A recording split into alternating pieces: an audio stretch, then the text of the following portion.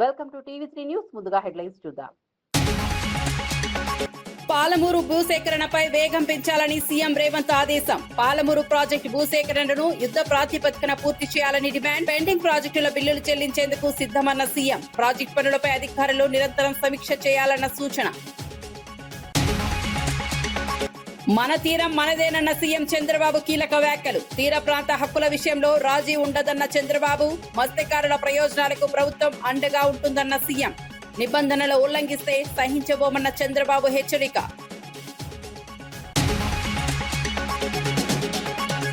పాలమూరు ప్రాజెక్టుపై బీఆర్ఎస్ నేతలకు జూపల్లి కౌంటర్. పాలమూరును గత ప్రభుత్వం నిర్లక్ష్యం చేసిందన్న జూపల్లి. సీఎం రేవంత్ తో ప్రాజెక్టు త్వరగా పూర్తి చేస్తామన్న మంత్రి. కాళేశ్వరం కోసం పాలమూరును విస్మరించారన్న జూపల్లి. మోదీ అమెరికా ఒప్పందంపై రాహుల్ గాంధీ ఆరోపణలు. అదానీ కేసుపై ఒప్పందం చేసుకున్నారన్న రాహుల్.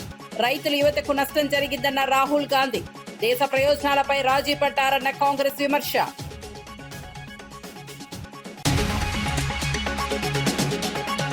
ఇంధన ధరలపై వైసీపీని టార్గెట్ చేసిన సోమిరెడ్డి. జగన్ హయాంలోనే ఇంధన ధరలు పెరిగాయన్న సోమిరెడ్డి. వైసీపీ నిరసనలు అటర్ ఫ్లాప్ అయ్యాయన్న సోమిరెడ్డి. ప్రజలపై భారీ భారం మోపింది గత ప్రభుత్వమేనన్న ఎమ్మెల్యే. ఎంసీఆర్ హెచ్ఆర్డీలో ఉమ్మడి మహబూబ్ నగర్ జిల్లా మంత్రులు ఎమ్మెల్యేలతో సీఎం రేవంత్ రెడ్డి కీలక సమావేశం నిర్వహించారు. పాలమూరు రంగారెడ్డి ఎత్తిపోతల ప్రాజెక్టు భూసేకరణ ప్రక్రియను యుద్ధ ప్రాతిపదికన పూర్తి చేయాలని అధికారులకు ఆదేశించారు. జిల్లాలో పెండింగ్ లో ఉన్న ఇతర ప్రాజెక్టుల భూసేకరణ కూడా త్వరితగతిన పూర్తి చేయాలని సూచించారు. భూసేకరణ నిధుల చెల్లింపుల్లో ఎలాంటి జాప్యం ఉండదని స్పష్టం చేశారు. ప్రాజెక్టుల పెండింగ్ బిల్లుల చెల్లింపులకు ప్రభుత్వం సిద్ధంగా ఉందని పేర్కొన్నారు. ప్రాజెక్టుల పురోగతిని ఎప్పటికప్పుడు సమీక్షిస్తూ మంత్రులు అధికారులు పర్యవేక్షించాలని ఆదేశించారు. ఈ సమావేశంలో మంత్రులు జూపల్లి కృష్ణారావు, వాకిటి శ్రీహరి, పలువురు ఎమ్మెల్యేలు, ప్రభుత్వ ప్రధాన కార్యదర్శి పాల్గొన్నారు.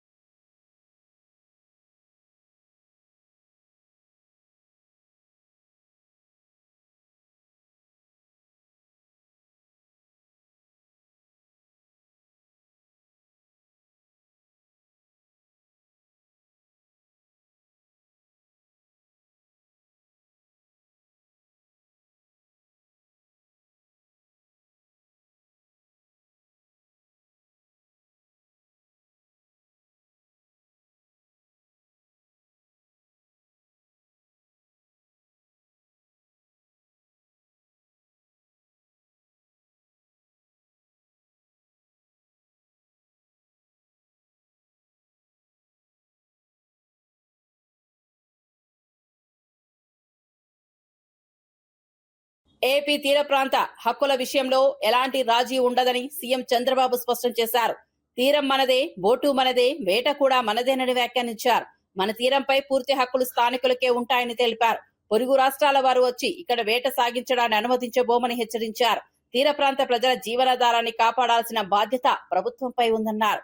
మత్స్యకారుల ప్రయోజనాల పరిరక్షణ కోసం కఠిన నిర్ణయాలు తీసుకుంటామని తెలిపారు. ఎవరైనా నిబంధనలు అతిక్రమిస్తే సహించేది లేదని స్పష్టం చేశారు. చంద్రబాబు చేసిన ఈ వ్యాఖ్యలు తీర ప్రాంతాల్లో రాజకీయంగా చర్చనీయాంశంగా మారాయి. వాళ్ళు కూడా వినాలి, ఎవరెవరి హక్కులు వాళ్ళు కాపాడుకోవాలి. వాళ్ళ కోసం మన జీవనోపాధి కోల్పోవడం కరెక్ట్ కాదని మరొక్కసారి హామీ ఇస్తున్నా. అందుకే మన తీరంపై మనకే పూర్తి హక్కులు. పొరుగు రాష్ట్రాల వాళ్ళు రావడానికి వీలు లేదు. పూర్తి నిఘా పెడతాం. ఎవరో బార్డర్ దాటి వచ్చినా వెనక్కి పంపిస్తాం. ఇప్పుడే చెప్పా, శాటిలైట్ తిరుగుతా ఉంటుంది. బోట్ ఎంటర్ అవుతానే కలెక్టర్కి మెసేజ్ వస్తుంది. అక్కడి నుంచి ఎవరిని అలో చేసే పరిస్థితి ఉండదని మరొక్కసారి మీ అందరికీ హామీ ఇస్తున్నా. మొన్నటి వరకు పెట్రోలింగ్ బోట్లు అడిగారు. భూభారతి పేరుతో అసైన్డ్ భూములు కొల్లగొడుతున్నారని బీఆర్ఎస్ నేత మన్నె క్రిషాంక్ తీవ్ర ఆరోపణలు చేశారు. వేం నరేందర్ రెడ్డి అక్రమంగా రిజిస్ట్రేషన్ చేసుకున్న భూముల్లో మైనింగ్ నిర్వహిస్తున్నారని విమర్శించారు.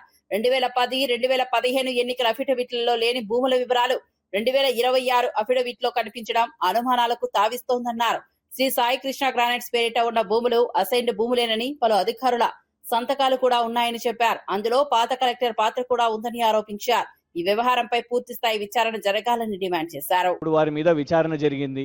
మరి ఇప్పుడు నేను కూడా పైసలు చేసుకోవాలి కదా, ఓన్లీ వీళ్ళే చేసుకుంటారా, మంత్రులే చేసుకుంటారా, నువ్వే చేసుకుంటావా, మీ బ్రదర్సే చేసుకుంటారా, నేనేం పాపం చేసినా అని వేం నరేందర్ గారు కూడా ఇదే పనిలో పడ్డారు అని స్పష్టంగా కనబడుతున్నది.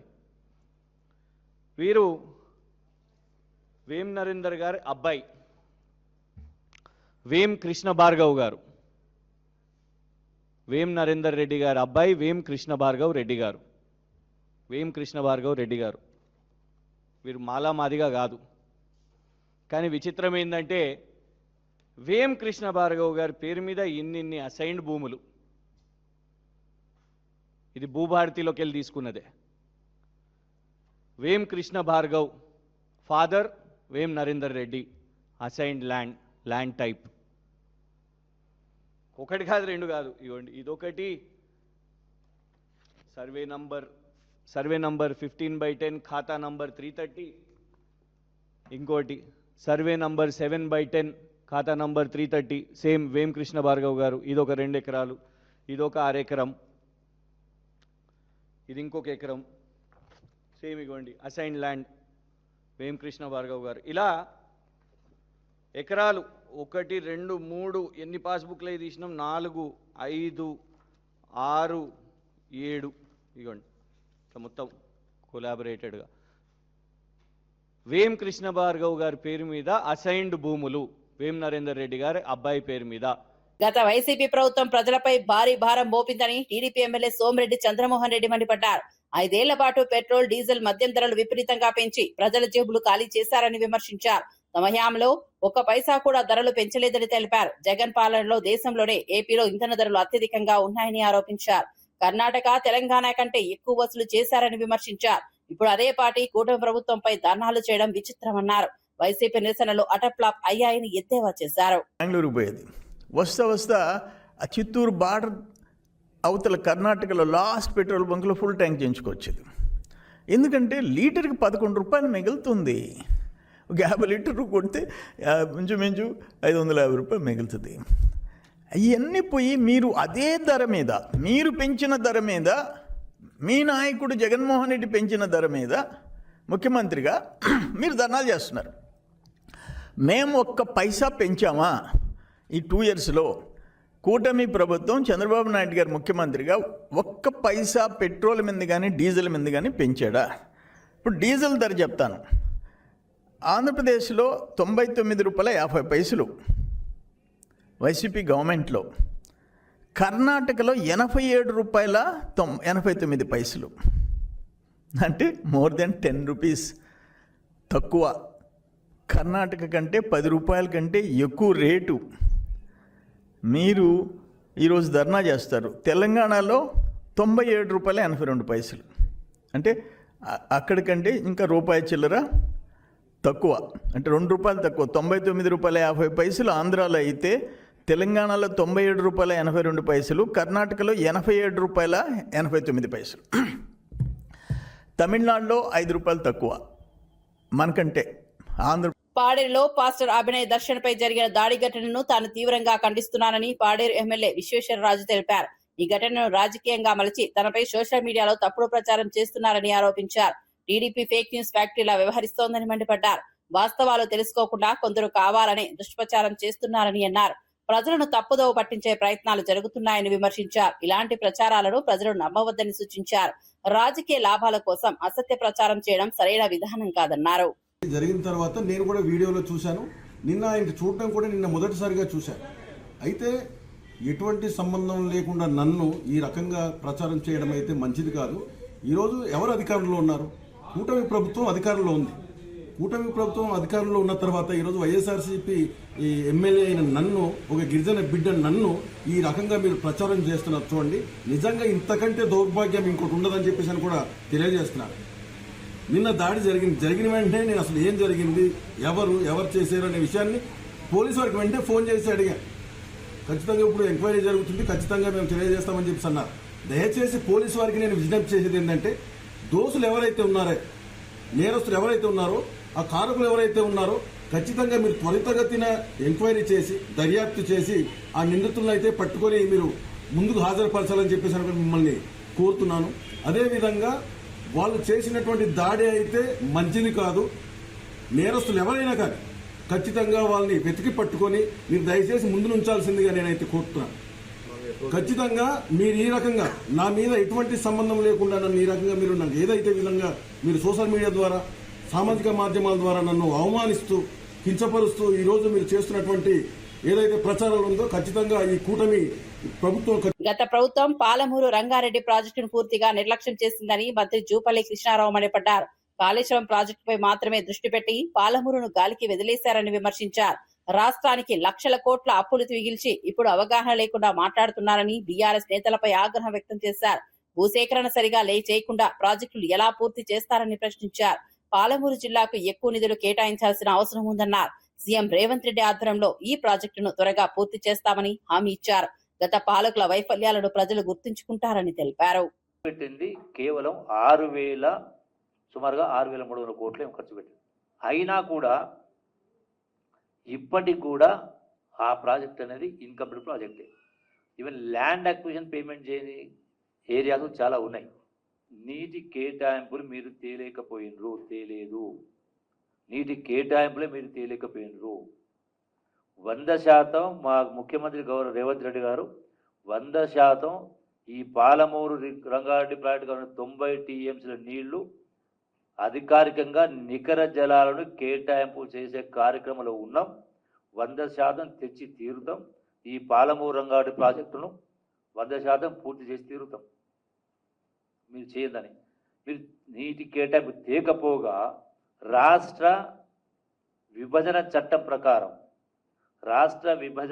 ప్రకారం కృష్ణా జలాల్ని ఎన్ బ్లాక్ అలాట్మెంట్ చేశారు.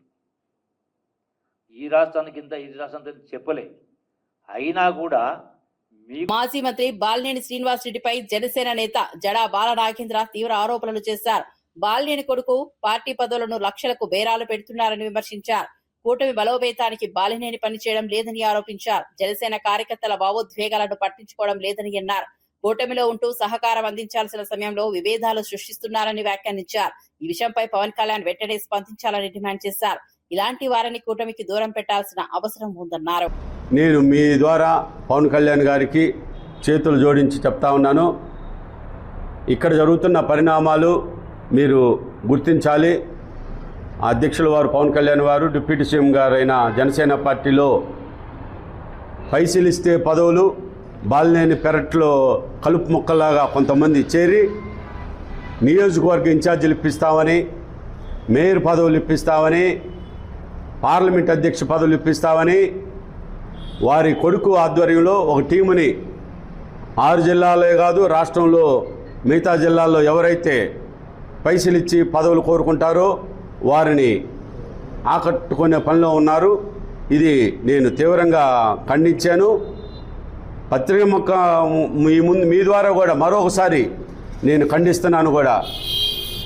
పవన్ కళ్యాణ్ గారు జనసేన పార్టీలో సామాన్యుడిని అందలం ఎక్కిస్తాను, సామాన్యుడిని రాజకీయ నాయకుడిని చేస్తాను, లబ్బర్ చెప్పులు వేసుకునే వ్యక్తిని చట్టసభలో పంపిస్తానంటే బాలినేని శ్రీనివాసరెడ్డి గారు వారి పుత్రరత్నం గతంలో కాంగ్రెస్ పార్టీలో ఇదే విధంగా చేశారు.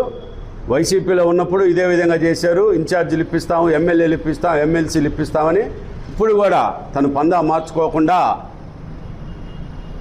జనసేన పార్టీని తాకట్టు పెడతానికి ప్రకాశం జిల్లాలో చాలామంది ఎన్ఆర్ఐలకి పారిశ్రామికవేత్తలకి ఇన్ఛార్జీలు ఇప్పిస్తామని, పార్లమెంట్ అధ్యక్షులు ఇప్పిస్తామని బేరసారాలు. హైదరాబాద్ లో బీటెక్ విద్యార్థినిపై జరిగిన దారుణ ఘటన ఆలస్యంగా వెలుగులోకి వచ్చింది. టీ తాగుదామని చెప్పి కారులో తీసుకెళ్లిన క్లాస్మేట్ ఉడతల ఉదయ్ తిరుగు ప్రయాణంలో నిర్మానుష్య ప్రదేశానికి తీసుకెళ్లినట్లు పోలీసులు వెల్లడించారు. అక్కడ బాధితురాలికి బలవంతంగా మద్యం తాగించినట్లు తెలిపారు. అనంతరం మత్తులో ఉన్న యువతిని ఒక గదికి తరలించి లైంగిక దాడికి పాల్పడినట్లు విచారణలో తేలిందన్నారు. నెల 14న జరిగిన ఘటనపై బాధితురాలు 17న ఫిర్యాదు చేయడంతో కేసు నమోదు చేశారు. నిందితుడిని అరెస్ట్ చేసి రిమాండ్కు తరలించినట్లు పోలీసులు తెలిపారు. ఘటనపై దర్యాప్తు కొనసాగుతోంది. స్నేహం కూడా ఉంది. ఇతను ఆ అమ్మాయికి ఫోన్ చేసి, ఇద్దరు కూడా వీళ్ళు బయట రూమ్ తీసుకొని ఉంటున్నారు, ఆ కాలేజ్లో చదువుతూ ఉన్నారు. సేమ్ టైం పీజీ హాస్టల్స్లో రూమ్ తీసుకొని డిఫరెంట్ హాస్టల్స్లో ఉంటారు ఇద్దరు.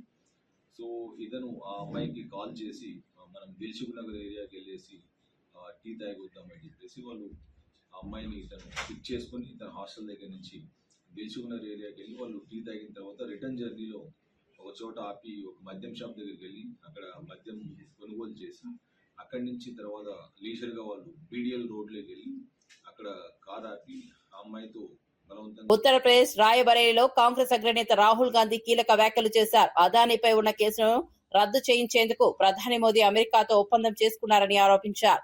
ఈ ఒప్పందం వల్ల రైతులు, కార్మికులు, యువతకు తీవ్ర నష్టం జరిగిందన్నారు. దేశ ప్రయోజనాల కంటే వ్యక్తిగత ప్రయోజనాలకే ప్రాధాన్యత ఇచ్చారని విమర్శించారు. ప్రజా సమస్యలపై దృష్టి పెట్టాల్సిన సమయంలో ఇతర అంశాలపై రాజీ కుదుర్చుకున్నారని ఆరోపించారు.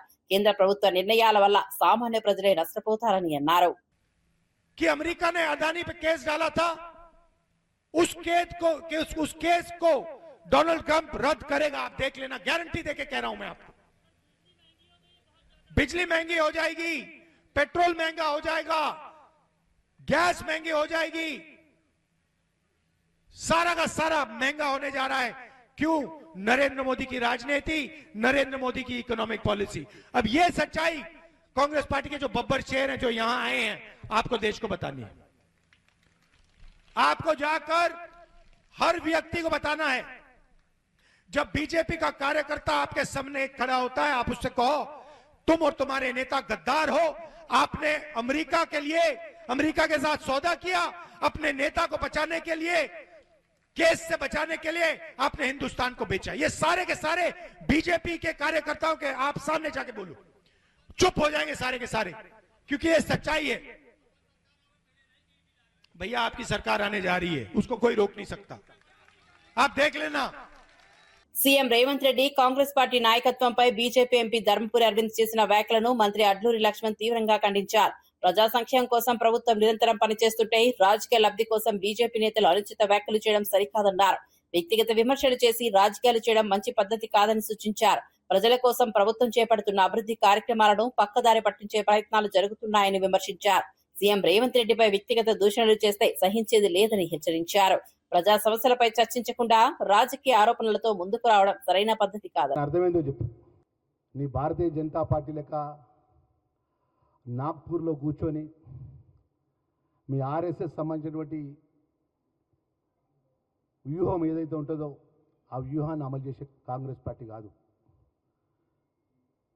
భారతీయ జనతా పార్టీ మీరు ఏ విధంగా చేస్తుందో ఆ విధంగా కాంగ్రెస్ పార్టీ కాదు. కాంగ్రెస్ పార్టీ అన్ని వర్గాలను కలుపుకుపోయే పార్టీ. ముఖ్యమంత్రి గారిని ఏకవచనంతో మాట్లాడతావు, ముఖ్యమంత్రి వారి తమ్ముళ్ళ పేరు తీసి మాట్లాడతావు. మరి ముఖ్యమంత్రి వారి తమ్ముళ్ళ పేరు తీసినప్పుడు నీ తమ్ముడి గురించి కూడా మేము మాట్లాడాలన్నా? నిజామాబాద్లో మీ తమ్ముడు చేసే మీ అరాచకాల గురించి మేము మాట్లాడాలన్నా? మేము అరవింద్ గారు ఇప్పటికైనా కొంచెం ఏది పడితే అదే మానేసి. జగిత్యాల బీజేపీలో అంతర్గత విభేదాలు మరోసారి బయటపడ్డాయి. పార్టీ సీనియర్ నాయకుల వ్యవహార శైలిపై ఎంపీ ధర్మపురి అరవింద్ తీవ్ర అసంతృప్తి వ్యక్తం చేశారు. ధర్నా సమయంలో కార్యకర్తలను వదిలి వెళ్లడం సరికాదని మండిపడ్డారు. పోలీసులు పిలిపించుకుని నవ్వుతూ వెళ్లడంపై తీవ్ర ఆగ్రహం వ్యక్తం చేశారు. పార్టీ కార్యకర్తల కష్టాన్ని గుర్తించకుండా వ్యవహరించడం తగదన్నారు. ఈ అంశాన్ని రాష్ట్ర అధ్యక్షుడు రామచంద్రరావు దృష్టికి తీసుకెళ్తామని తెలిపారు. బాధ్యులపై కఠిన చర్యలు తీసుకుంటామని హెచ్చరించారు. పిలిపించుకొని వాళ్ళతో ముచ్చట పెట్టుకుంటా స్లోగన్లు ఇచ్చుకుంటా కార్లో కూర్చుంటారు. వాళ్ళ కార్లో ఆ నీళ్ళ కోసం డోర్ తీస్తారు. ఇంకా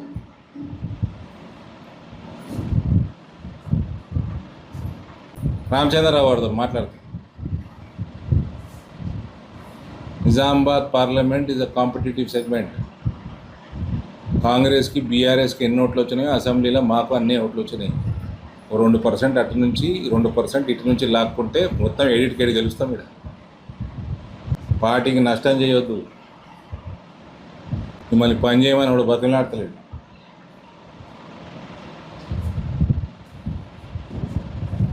పాలమూరు అభివృద్ధిని నిర్లక్ష్యం చేసిన గత ప్రభుత్వ తీరుపై మంత్రి వాకిటి శ్రీహరి ప్రశ్నలు సంధించారు. రంగారెడ్డి ప్రాజెక్టును గొప్పగా చూపించిన వారు పాలమూరు రంగారెడ్డి ఎత్తిపోతల పథకాన్ని ఎందుకు అభివృద్ధి చేయలేదని నిలదీశారు. పాలమూరు ప్రాంతంపై గత పాలకులు నిర్లక్ష్య వైఖరి ప్రదర్శించారని విమర్శించారు. అభివృద్ధి పనుల్లో ఆలస్యం కారణంగా ప్రజలు ఇబ్బందులు ఎదుర్కొన్నారని అన్నారు. ప్రస్తుతం సీఎం రేవంత్ రెడ్డి ఆధ్వర్యంలో ప్రాజెక్టు పనులు వేగవంతం అవుతున్నాయని తెలిపారు. పాలమూరు ప్రాంతానికి నీటి ప్రయోజనాలు అందించడమే ప్రభుత్వ లక్ష్యమని స్పష్టం చేశారు. అభివృద్ధి పనులను మరింత వేగవంతం చేస్తాయని పేర్కొన్నారు. ఆ డబ్బులు పెట్టుబడి పెట్టగానే అది మేడిగడ్డ కూలిందని మీరు మేడిగడ్డను ఒకటే చూస్తున్నారు. మొత్తం ఇది ఒక సమూహము. కాళేశ్వరం అంటే మేడిగడ్డ ఒకటే కాదంటున్నారు. మరి నేను కూడా గదే అడుగుతున్నా. పాలమూరు రంగారెడ్డి అంటే ఒకటే మోటార్ బిగించి ఆ మోటార్ ఇట్లా స్విచ్ నొక్కి అర్ధ గంట తర్వాత బంద్ చేయగానే పాలమూరు రంగారెడ్డి పథకం అయిపోయేట. ఏడుకెంచి ఏడు వరకు ఉంది, ఏలూరుకెంచి లచ్చిందేవపల్లికి ఉంది. మీరు ఫస్ట్ ఇచ్చిన జీవోలో ఏమని రాసిర్రు? మీ ఏలూరుకెంచి లచ్చిందేవపల్లి వరకు 21 ప్యాకేజీలతో మీరు జీవో ఇష్యూ చేసిర్రు. అసలు మీరు 21 ప్యాకేజీలతో జీవో ఇష్యూ చేసి మీరు 18 ప్యాకేజీలనే పిలిపించి 3 ప్యాకేజీలు మర్చిపోయారు. 22,000 చిల్లర వేల కోట్లతో స్టార్ట్ చేసినటువంటిది డిపిఆర్ తయారు కాగానే 50,000 కోట్లు దాటే.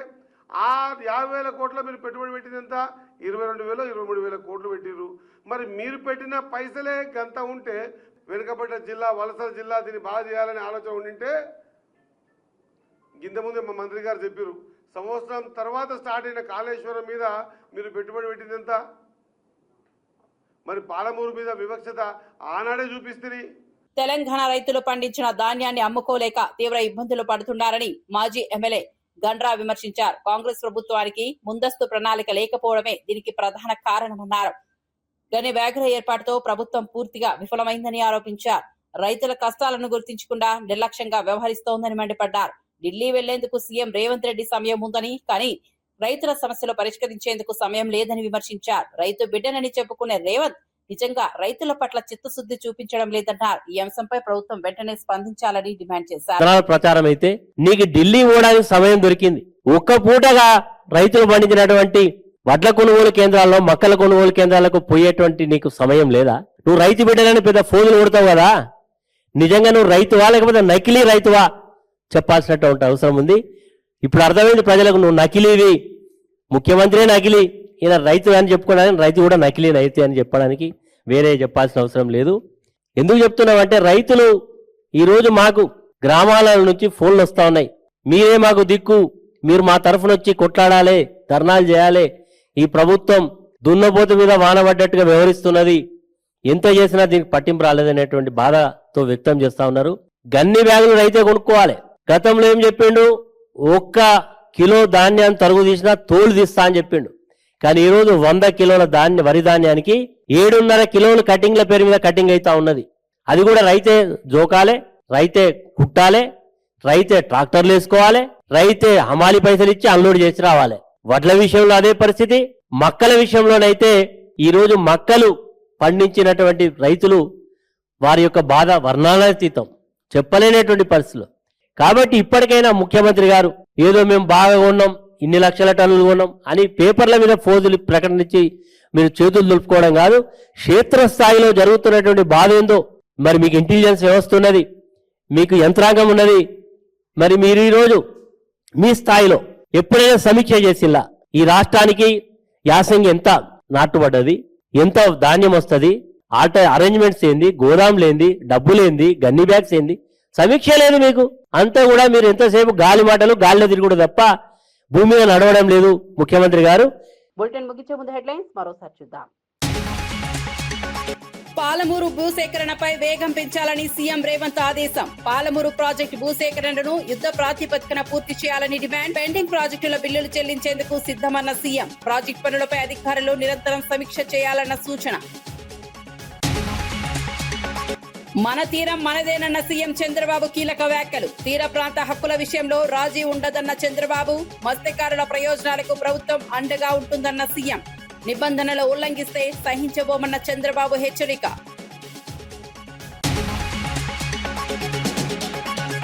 పాలమూరు ప్రాజెక్టుపై బీఆర్ఎస్ నేతలకు జూపల్లి కౌంటర్. పాలమూరును గత ప్రభుత్వం నిర్లక్ష్యం చేసిందన్న జూపల్లి. సీఎం రేవంత్ తో ప్రాజెక్టు త్వరగా పూర్తి చేస్తామన్న మంత్రి. కాళేశ్వరం కోసం పాలమూరును విస్మరించారన్న జూపల్లి. మోదీ అమెరికా ఒప్పందంపై రాహుల్ గాంధీ ఆరోపణలు. అదానీ కేసుపై ఒప్పందం చేసుకున్నారన్న రాహుల్. రైతులు యువతకు నష్టం జరిగిందన్న రాహుల్ గాంధీ. దేశ ప్రయోజనాలపై రాజీ పడ్డారన్న కాంగ్రెస్ విమర్శ.